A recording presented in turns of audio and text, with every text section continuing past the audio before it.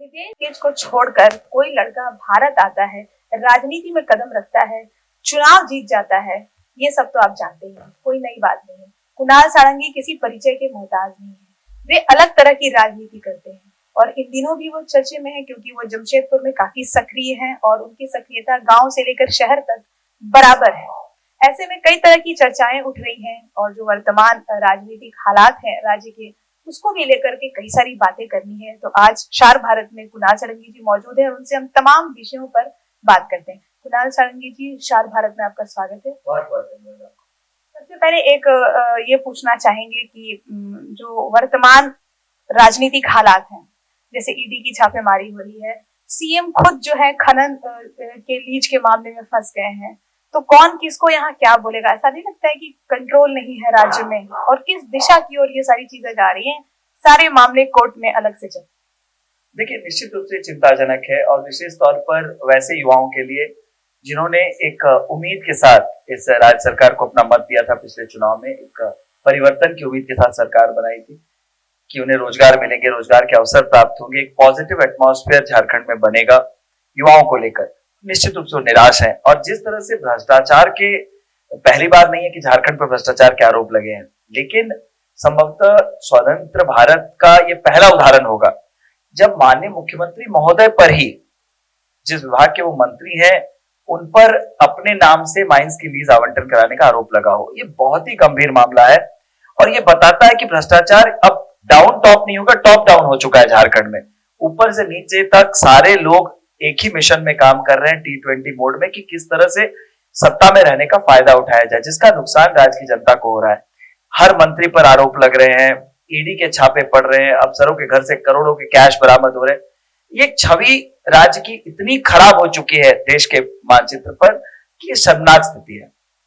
जैसे मान लीजिए ये तो जो होगा सो होगा, आगे आने वाले समय में देखेंगे। और जैसा कि लग रहा है दो ही तीन चीजें हो सकती है, या तो सरकार गिर जाएगी, मान लीजिए कांग्रेस नाराज है राज्यसभा चुनाव को लेकर, अगर वो समर्थन वापस लेती है तो ये तमाम जो भी सीन बनते हैं, तो पार्टी का पक्ष हम जानना चाहेंगे आपके माध्यम से कि पार्टी क्या करेगी? क्या पार्टी सरकार बनाएगी जेएमएम के साथ, या मध्यावधि चुनाव का रास्ता अख्तियार करेगी, या कांग्रेस के साथ मिल जाएगी?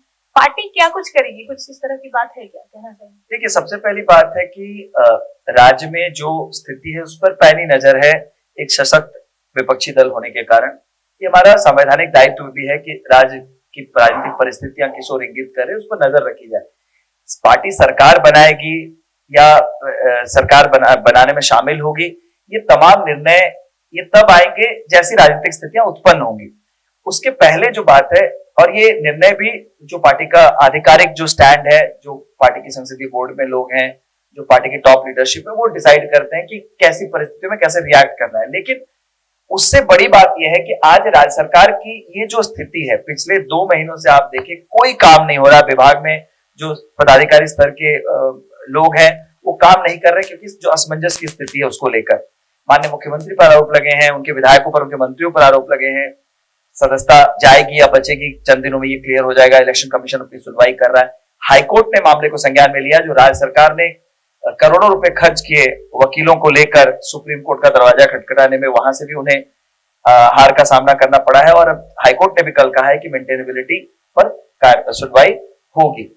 तो स्पष्ट है कि भ्रष्टाचार के जो आरोप है बहुत गंभीर है और राज्य एक अस्थिरता की ओर जाता दिख रहा है। राजनीतिक अस्थिरता आप इसे कह सकते, जिससे विकास के तमाम काम भी प्रभावित हो रहे हैं। तो ये बहुत दुर्भाग्यपूर्ण स्थिति है, लेकिन भारतीय जनता पार्टी की इसमें कोई भूमिका नहीं है क्योंकि आप देखें, चाहे वो कांग्रेस की नाराजगी की बात हो या आरोप प्रत्यारोप की बात है, कांग्रेस के मंत्री ने ही आरोप लगाया माननीय मुख्यमंत्री महोदय क्योंकि कांग्रेस को खत्म करना चाहते हैं। तो इनके आपस के जो पाप है, उन पापों का जो शेयर है आपस में, उसका बंटवारा सही तरीके से नहीं हो पा रहा था, जिसके चलते आज इनकी स्थिति है और राज्य एक अस्थिरता की ओर जा रहा है। यही सवाल उठता है ना, मान लीजिए कि जैसे भी सिचुएशन होते हैं, पार्टी आपने कहा कि पार्टी तय करेगी वो सब कुछ होगा, लेकिन एक चीज है, जिस तरह के हालात बने हैं तो एक दूसरे की खींचतान हो रही है। मतलब जेएमएम बीजेपी की आलोचना करता है, बीजेपी जेएमएम की, तो भ्रष्टाचार की छींटे तो पिछली सरकार पे भी पड़ जा रहे हैं, उसकी पिछली सरकार पे भी पड़ रहे हैं, क्योंकि कोई भी आईएएस एक दिन में तो इतनी संपत्ति जमा नहीं करता है। सरयू राय जी की एक ट्वीट है जिसमें दोनों ही पार्टियों को सलाह दी गई है कि आप दोनों मिलकर भ्रष्टाचार के खिलाफ काम करें। क्या लगता है, क्या होना चाहिए? एक दूसरे की खिंचाई करें? देखिए, इसको पहली बात तो है कि ये जो अभी ईडी की जो कार्रवाई चल रही है, इसको राजनीतिक एंगल से देखना कहीं ना कहीं अपरिपक्वता है। क्योंकि आप देखें, जो विभागीय काम है, डॉक्यूमेंट्स हैं, एविडेंस है, रिलीज आवंटित हुई है, जो अफसर के घर पर रेड हुई है, कैश मिल रहा है, वो जस्टिफाई नहीं कर पा रही है, उनके लिंक्स, प्रतिदिन नए लिंक्स मिल रहे हैं, प्रतिदिन नए लोग सामने आ रहे हैं जिनके मार्फत से ये पैसा ऊपर तक पहुंचाया जाता था। तो ये ईडी ने एस्टैब्लिश किया है, तो वो प्रोसेस है, उस पर मुझे नहीं लगता किसी राजनीतिक दल को टिप्पणी करनी चाहिए कि ये राजनीतिक प्रतिशोध की भावना के साथ किया जा रहा है। और जहां तक ये कि पिछली सरकार में गलत हुआ या किसी अफसर ने एक रात में इतने पैसे नहीं बनाए, तो जांच कहां रुकी है? पिछली सरकार में भी जो विभागीय कार्रवाई हो रही थी, वो कार्रवाई तो जारी रही। और अगर अभी भी राज्य में बैठी सरकार में बैठे लोगों को ये लगता है कि पिछली सरकार में गलत हुआ, तो एजेंसीज उनके पास है, उन्हें किसी ने नहीं रोका है जांच करने से। जांच होनी चाहिए, और चाहे वो व्यक्ति किसी भी दल का हो, अगर उसने सत्ता पर रहते हुए राज्य की आकांक्षाओं के खिलाफ काम किया, राज्य की जनता की आकांक्षाओं के खिलाफ काम किया, तो निश्चित रूप से उस पर कार्रवाई होनी चाहिए, सरकार किसी की। अब कुछ आपकी बात कर लेते हैं, क्योंकि आप काफी सक्रिय हैं जमशेदपुर में, उसकी ग्रामीण और यहाँ तो जो चुनाव की जो चर्चा चल रही है, आपको भी पता है कि सबके क्वेश्चन है कि संसदीय चुनाव पहले होंगे 2024 में, राज्य में क्या होता है, मध्यावधि होता है या 2024 में होता है, जब भी होता है, तो जो चुनाव पहला होगा उसमें आपकी क्या भूमिका रहेगी? क्या संसदीय चुनाव लड़ेंगे, क्या विधानसभा लड़ेंगे, क्या करेंगे? देखिए, सबसे पहले तो मैं एक राजनीतिक कार्यकर्ता के पहले मैं एक सामाजिक कार्यकर्ता हूँ।